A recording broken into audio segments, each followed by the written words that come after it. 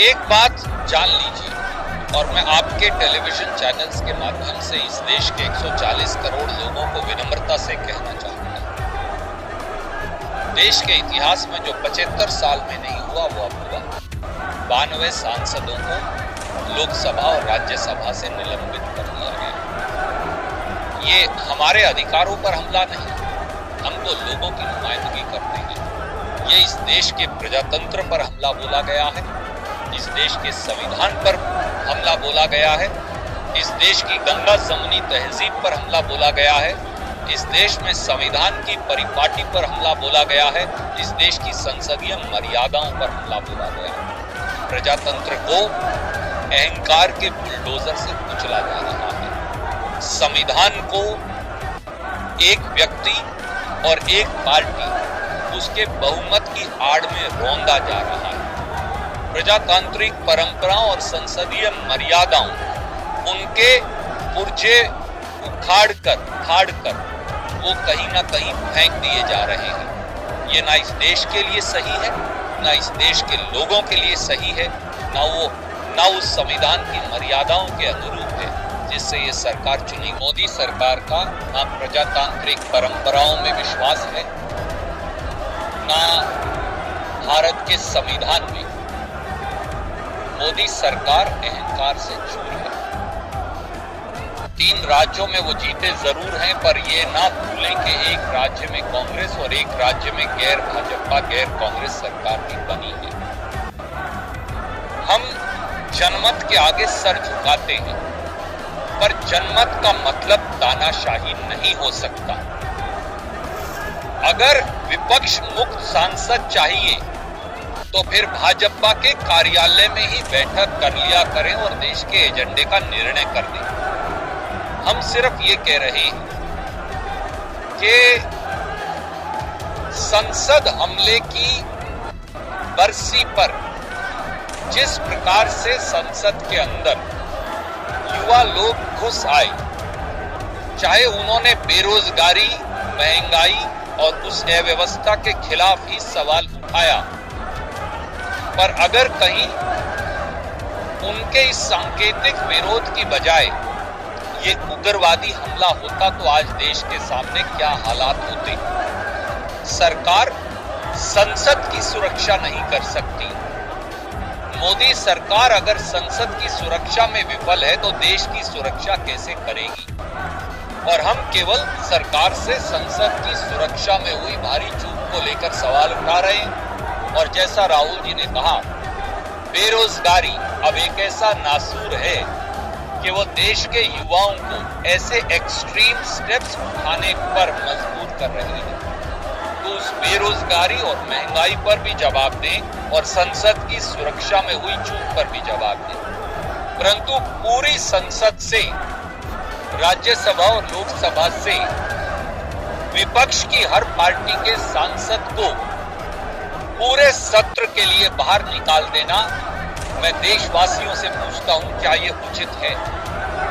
क्या ये संविधान के अनुरूप है? क्या ये प्रजातंत्र की परंपरा है? क्या ये संसद की परंपरा? उनके इस सांकेतिक विरोध की बजाय ये उग्रवादी हमला होता तो आज देश के सामने क्या हालात होते। सरकार संसद की सुरक्षा नहीं कर सकती। मोदी सरकार अगर संसद की सुरक्षा में विफल है तो देश की सुरक्षा कैसे करेगी।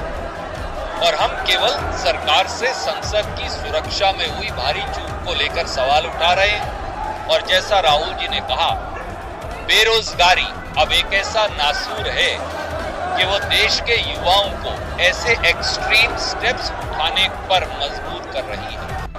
तो उस बेरोजगारी और महंगाई पर भी जवाब दें और संसद की सुरक्षा में हुई चूक पर भी जवाब दें। परंतु पूरी संसद से, राज्यसभा और लोकसभा से विपक्ष की हर पार्टी के सांसद को पूरे सत्र के लिए बाहर निकाल देना, मैं देशवासियों से पूछता हूं, क्या ये उचित है? क्या ये संविधान के अनुरूप है? क्या ये प्रजातंत्र की परंपरा है? क्या ये संसद की परंपरा है? और अगर संसद में विधायिकाओं में विपक्ष रहेगा ही नहीं तो डेमोक्रेसी भी नहीं रहेगी। और बहुत जल्दी एक तानाशाह का शासन हो जाएगा। इसलिए इस तानाशाही के खिलाफ वो सारे सांसद आवाज उठा रहे थे और हम हमारी आवाज संसद के गलियारों से लेकर और इस देश की सड़कों तक उठाते रहेंगे, चाहे वो आवाज एक ही रह जाए, पर वो 140 करोड़ देशवासियों के की दुख और तकलीफ को सदैव उठाए। भारतीय जनता पार्टी ये नहीं चाहती कि Indian penal code, criminal procedure code, ये तीनों जो हमारे आपराधिक आचार संहिता, अगर मैं उन्हें कहूँ अब जो कानून हैं जो देश में अपराधों के लिए दंड का प्रावधान करते हैं, ये उन तीनों कानूनों पर चर्चा नहीं चाहते। ये उन तीनों कानूनों पर बुलडोज करके अपनी मनमानी करना चाहते हैं। ये नहीं चाहते कि देश के लोग ये जान पाए कि ये प्रावधान क्या है, इन कानूनों में खामियां क्या हैं। आफ्टर ऑल इन कानूनों से इस देश के लोगों की जिंदगी संचालित होगी, इस देश में अपराधियों को सजा मिलेगी, इस देश में अपराध की व्याख्या होगी, इस देश में दंड का प्रावधान होगा। और अगर सांसदों को ही इसमें चर्चा की इजाजत नहीं देंगे तो इस देश में प्रजातांत्रिक परंपरा हो, संविधान हो या कानून हो, उसका शासन कैसे बचेगा? ये सवाल आज हर देशवासी को भाजपा के हर साथी से पूछना चाहिए। आप सभी का स्वागत है। पूरी खबर देखने के लिए हम उठाएंगे आपकी आवाज। चैनल को सब्सक्राइब करें, लाइक करें, शेयर करें, कमेंट करें, ज़्यादा से ज़्यादा खबर को शेयर करें जिससे कि लोगों को अपने एरिया की खबर मिल सके। सभी का धन्यवाद। अपराध से अंजाम तक, खेत से खलिहान तक, अब हर खबर पर होगी हमारी नजर। पल पल बदलती देश और दुनिया की हर खबर पाइए सीधा अपने मोबाइल पर।